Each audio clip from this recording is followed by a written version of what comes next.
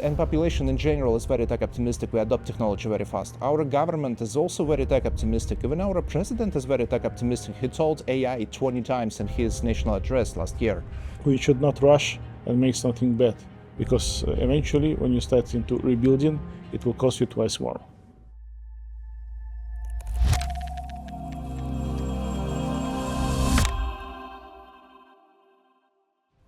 I'm Ali Patterson from FF News, and this is my conversation with Timur Turlov and Renat Tukanov of Freedom Holding Corp, a NASDAQ-listed fintech building a multi-vertical digital ecosystem that brings together banking, brokerage, insurance, telecom, and everyday services into a single super app. Timur Turlov is the founder and CEO of Freedom Holding Corp, and Renat Tukanov is the Chief Technology Officer. What makes this story interesting is not just the scale, but the geography. Operating across continents, Freedom's largest and fastest growing market is Kazakhstan, a country rarely associated with large-scale fintech innovation, yet is home to an ecosystem serving more than half the population. At the same time, Freedom is increasingly focused on expanding its footprint in the United States and Europe, testing how an ecosystem and super app model pioneered in developing markets can translate into a more saturated financial environment. In this conversation, we discuss what it takes to build a public company across regions, why Central Asia may surprise you as a platform for innovation, and what this experience reveals about the future of global financial systems. Timur, the first thing I want to know is, who are you? Can you just tell me a little bit about yourself, but something that we can't find from your Forbes or your LinkedIn profiles? I actually launched for Freedom in late 2008 to service people in Eastern Europe and Central Asia to access US markets, US stock market. Then we developed technology because it was very difficult to survive servicing retail people without technology. Then we realized that we're actually good in technology, and we started to think about other lines like insurance. Maybe we also can do something good in insurance because it's much less digitalized industry than stock brokerage, for example. And then we realized that the digital banks are successfully competing with brokers providing just complementary investments, and we realized that we have to become a digital bank if we want still to survive independently. So we launched a bank in Kazakhstan, and actually a year ago we launched our Freedom Super App, which is comprehensive and very well integrated ecosystem. We deeply integrated with government services.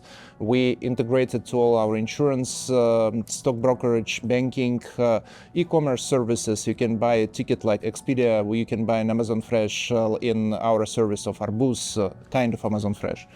You can buy a ticket for football match in Kazakhstan or to concert. You can even watch a movie on our platform. That's a full super app, which became the most downloadable application on Apple Store in Kazakhstan last year. Renat, the first thing I kind of want to ask you is, tell me who you are, what you look after, and just tell me something very real about yourself that I can't find on your LinkedIn profile. I joined Freedom in 2016, when it was probably 3 companies in the group, and it was all about the brokerage business. There was no banks, insurance, any lifestyle companies. So basically it was 3 companies, probably, I don't know, 200, 300 employees. Now it's like more than 10,000. And we have more than 20 lines of business. And I believe about 70 legal entities across 20 countries. So the Freedom grew up. Because when we first was listed on NASDAQ, it was $700 million market cap. Now it's around 10 billions. So of course the Freedom grew up and the scale became much bigger. In essence, what we do is the architecture, infrastructure, research and development, information cybersecurity, data and advanced analytics, the ecosystem platform, what we call IT performance management. This is the budgets, how we will perform and all the stuff. And of course, the recent is the AI that appeared, but we also deal with the risks that associated with the IT and information security. So basically, we are covering almost all the domains of the information technology and do it across all companies. So basically, we are Some were managing, some were coordinating, and some were have direct access to management companies, or for example, the centralized infrastructure is in Kazakhstan and bank infrastructure is under the centralized team responsibility. So in a certain essence, we do a lot of things, and but my main goal probably is, of course, there is a big team that is managing all the stuff, but my role is to, how we call it, build the bridges, because eventually the challenge is not to build the technical part, but build the human part, to make people communicate with each other, work with each other, and that's what is our shareholder and group CEO Timur Turlov is always saying about trust. And if you look at all the books on the management, basically they saying about almost the same. That first you have to build the trust. And what I do every day is talking about the trust, about the bridges, and trying to keep the people aligned. Because of course we have many people, we have many goals they do have, and of course we should align that with all the corporate structure we have. I want to kind of break that down a little bit, because Freedom has evolved from that, as you said, that single line of business, brokerage, into one of the most advanced multi-vertical ecosystems in the region. What was your vision behind this transformation into the fully integrated digital ecosystem? What was the spark? What was the thought process behind taking this approach? Ecosystem as a point of keep integrity in different services, because some services can acquire customers very cheap, but it's very difficult for them to retain customers. For some services, it's very hard to acquire and very difficult to retain. Some services is much easier to get a trust than other ones. For example, one of the best points to earn some trust from customers to convince to open some banking products with them, because usually the banks is most trusted institutes in terms of many transactions in general. It's of course not the absolute, but the much better than all the rest of e-commerce, for example. And if you have some trust with much simpler products, it's much easier to upsell these customers to investments, to insurance, to much more complicated product. Because if you starting to sell life insurance from scratch, if you start to sell some, I don't know, brokerage services from scratch, your customer acquisition cost is much higher. And it's very difficult actually to earn a trust with any meaningful customer acquisition cost. But if you first onboard your customer to much simpler products, which they know much better, and then you starting to move slowly but surely to different layers of services, from most simple to most complex, you finally receive a much better conversion from one product to another one. And different services really complement each other, because you may erase some problems with payments, so you no need to require customer credit card number for transactions. If you already have this customer in the banking system, you can just debit his account if he wants to pay. You may not request him to put his passport number. If you once got this number, he want to buy a ticket, airline ticket, you can just get this passport number and use it for a ticket. So you definitely can make a life of your customer much easier. A lot of services, for example, consumed very rarely. So most of the people, they buy airline tickets like once a year. They usually forgetting the service when they bought the ticket last time. They're just starting to Google every next time, so they're starting from scratch. And if they just remember that the same bank which they use every day, they can just click a button and buy this ticket. It will be easier and faster and cheaper maybe than to go to internet and Google again and try to remember his login and password. Maybe his credit card is expired and he needs to put a new one. So this problems is being eliminated, and that's why you're growing much faster in different verticals. If you gain some customers' trust with first one, so sometimes it's customers coming to me to buy a concert ticket on my platform, and then they're starting to use debit card for their day-to-day savings because of loyalty platform, because if they're buying some tickets, they're receiving some cash back to debit cards, they have some money on debit cards, then they can spend this money, they're starting to use this credit card, then they're buying airline ticket, also getting some cash back, then they're just going to shop and buying some and also getting some small cash back on this transaction. And this loyalty program is actually create some unique experience for customer. And that's why actually we became the most downloadable application in the country, because some services is just contributing frequency to ecosystem. Some products contributing retention, some products is contributing confidence and trust, and in all of them benefiting out of that. You almost kind of have two ecosystems to manage. You also have the internal ecosystem of a group as to all of these different companies, and then of course then the wider ecosystem that you operate in. What role does technology have in both those ecosystems that you work within? As we also saying, there should be technology foundation. Everybody's saying, let's rush and get AI implemented. Well, you cannot implement without the foundation. The foundation is again about many things like architecture, infrastructure, R&D. Even the R&D and all these streams, how we call it, they are really deep. Even if you're taking the research and development, there are basics on how people should code. There should be application security rules. They should be code, realist politics in each and every country. So if you don't have this foundation, you cannot scale. So you will go on air and you will receive your first million clients and you will fall. And you will lose the trust of your clients because they relied on you, they trusted you, they give you their own money and you failed. Well, that's what we are always saying, that you have to build the foundation first. And after that, you can put on what we called the product conveyor, and then business can rely on your technology foundation, and you can put, so they can put and start producing the products without need to look behind on the technology, is it ready or not. So that's probably the main goal and the main challenge we have always, because again, business wants everything to be fast, and of course it is about the changes, because everything is changing. If we're talking even the AI, now you cannot rely on the architectural principles that was for the building data centers for CPU. It's pretty different, and NVIDIA releasing the new products each year, and of course the kilowatts per rack will be increasing, and so you have to also deal with that. And you have to always, there's continuous development of this technology foundation, so it would fit current business needs.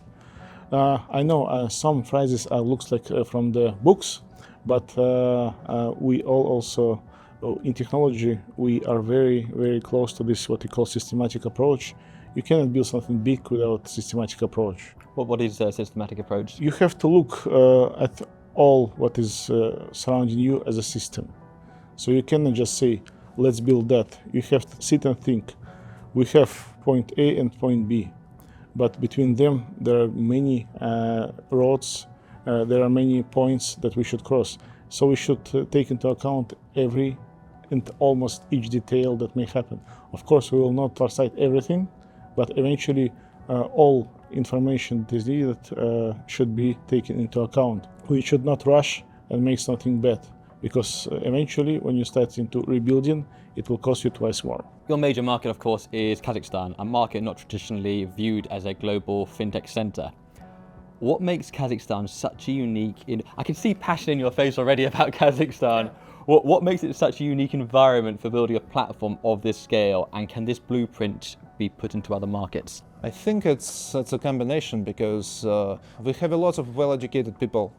I think the majority of my employees, and it's more than 10,000, all of them speak English, for example, which is not such frequently available in Central Asia.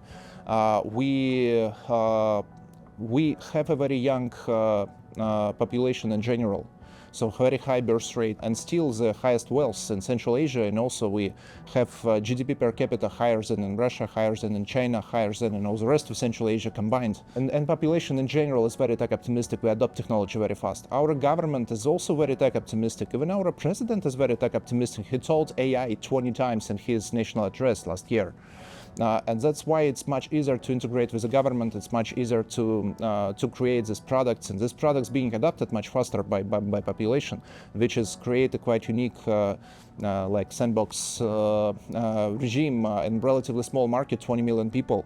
We can develop products sometimes much faster, even based on Western technology. Government is very supportive, population is very supportive, it's enough of talent pool, it's the general expenses to do business and R&D is much lower. That also helps much, because if each developer costs you, I don't know, half £500,000, it's very, very, very difficult to innovate. It's very, very difficult to invest if you don't understand will it work or not. If you can, I don't know, decrease your cost 10 times, it definitely helps you to innovate much better. Especially if you're not losing the quality and still run fast enough. And we're not scared to make mistakes, because any innovation creates this kind of risk to make mistakes. We now work hard on training and adapting AI for our ecosystem to create a personal assistant who will help you to be your true personal assistant, who may help you to manage your finance, make your transfers, I don't know, help you with taxes, to order some food for you or recommend some movie, and also answer any general AI questions. And I believe that based on some open AI technologies, based on some open source technology, we will create this unique enabler for our people to make very, very retail customers. This is almost the same quality of service which only high nets were able to get before, because of very high cost of this personal service. So AI can do this extremely much cheaper. I want to talk about technology that isn't AI, because at the moment, as soon as you speak technology, everyone is very much keen on where AI can be used. Does technology, in the way that you're utilizing technology, does that necessarily always mean more artificial intelligence? Of course not. As I said, even in this part we do this systematic approach, because when the AI, or in this form of big language model appeared first, of course we started to searching for information about some systematical stuff. And there is research paper done by Darren Ajamoglu, who is the famous economist and the Nobel laureate. He wrote this research paper, The Simple Economy of AI.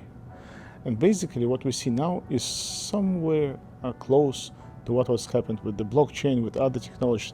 Yes, internet changed the world, but internet didn't replace the world. Well, it just became part of our life. It didn't happen with the blockchain because it was too difficult technology, and even now what we see only the cryptocurrencies staying alive probably, and the blockchain itself, the technology, well, it's cool, but where do I apply that? Why it's better than databases, for example?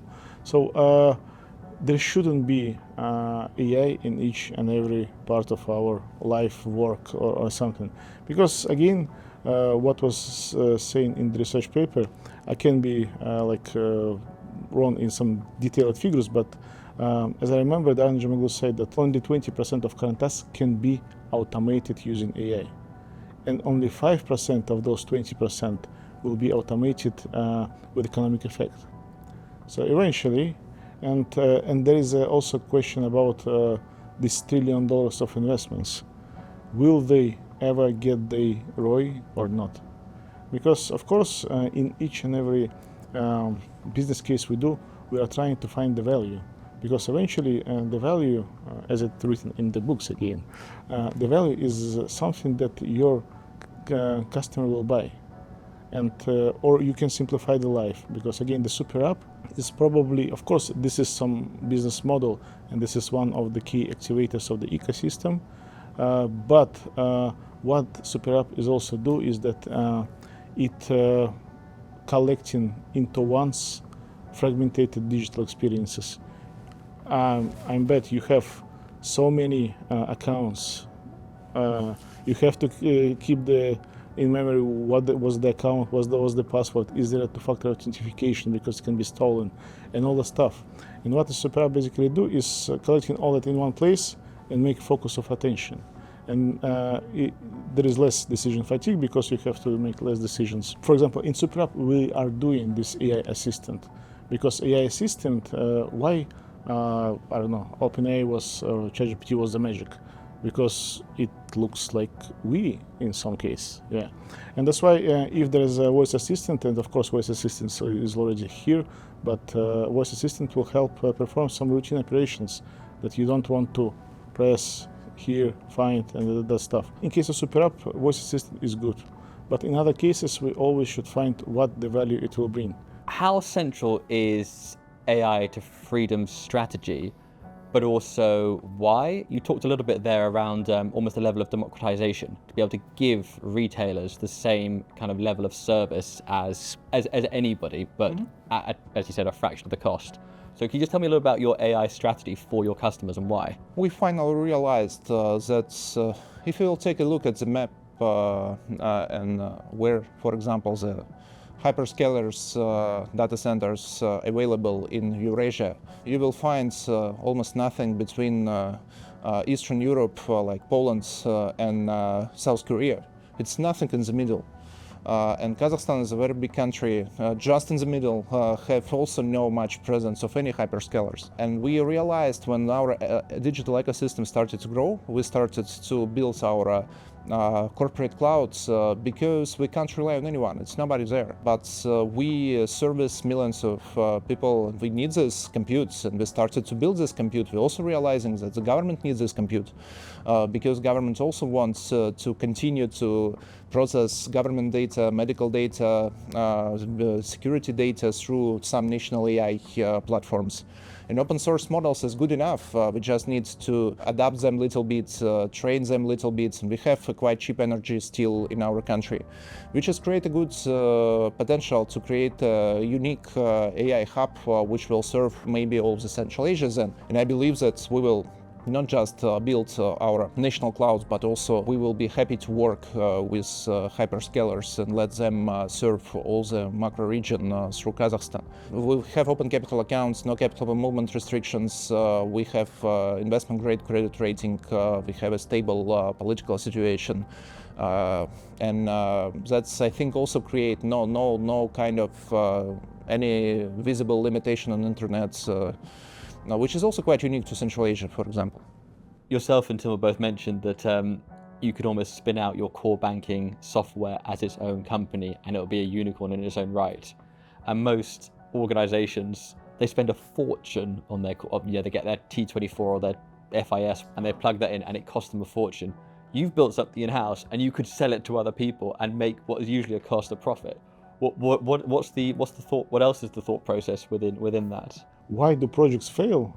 Yeah. Probably the simple answer, but it's all about the culture, first of all, because if you read again all the books on implementation of anything like IT or information cybersecurity, what should stand first is the culture. The Freedom has its own culture that is built up on the basis of the trust. Well, in our opinion, trust what means? That we should work together and we should run together because we should run faster than our competitors. And the trust is about many things, including the autonomy, for example. We should build the teams that is enough autonomous to build their own solutions without necessity to approve each step with some management above them. That looks strange. And the trust also is about the clear goals and the fair play. You shouldn't play any like with, I don't know, or how it's correct to say in English, but with some thoughts behind. So you should play openly, fair, and goals we are setting. These are the really goals, are not some other goals that you're behind. And that's what we do basically every day. And of course, you should always promise and make this promise work for all the people. And that's what we are doing every day. And basically, you was also asking about the challenges. But the challenge, probably, the Freedom, as I said, is 20 lines of business and more legal entities. And of course, when you have one bank and it becoming big, it's already a challenge to make all this work. For example, when you have 2,000 or 3,000 people. But when they start to communicate with other companies, for example, when we're building up this super app, of course there is new process is appearing that was never before, and of course we should build some of the relations again. Of course people was in standalone applications, and now they have to be under some rules that is built by, for example, bank team and the holding. Because now when any standalone application is going to the super app, they do have audit from the holding side. And there's, I don't know, many points that they should be compliant with. And that's, of course, changes this process, and you should have to adapt to that.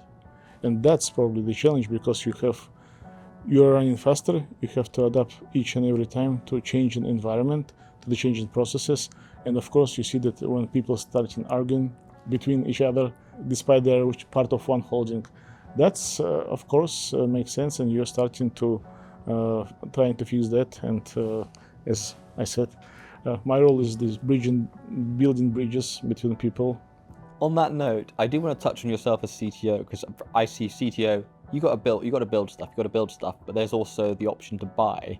So where do you kind of see the balance between build versus buy when you're dealing with a company which has got their fingers in Freedom? You've got your companies in so many different pies. Logic is pretty simple. Everything that is connected with the core of our business should be developed in-house, simply because it's core of our technology foundation.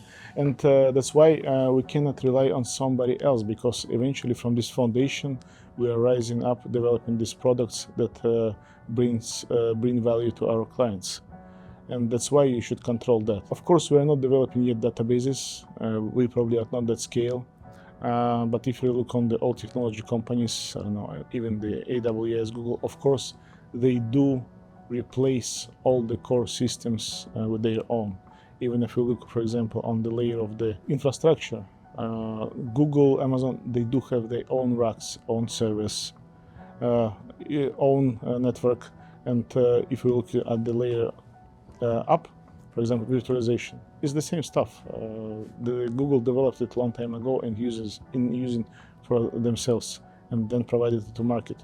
So I think it's always the same path for all the technology companies, because they're starting placing the core components, not to have this vendor lock, how it's called in industry. But of course, if we're talking about, for example, I don't know, Microsoft 365 or Google for business, of course, we are not earning money on the emails, on the corporate services like Teams or something. That's why we will never look in that area, probably, because we are not that good in the developing such services. And of course, Microsoft is quite big, and that's not what what we call. There is services that affects directly on the revenue, and that directs not and affects not directly. And for example, the Microsoft 365 is not affects the revenue. That's why the core systems we're replacing, non-core we're relying on other vendors. Fast forward only 5 years. What role do you see Freedom to play in the future of global financial services? And in particular, is there strong growth potential for Freedom in the US market? I believe that, it's cost of origination of mortgage loan in the US now, like more than $10,500 per one mortgage. In Kazakhstan, we spend $200. The mortgage, of course, is also much smaller, but for anyway, the expense for origination is huge. And that's just a mortgage. So we have so many products. Buy now, pay later.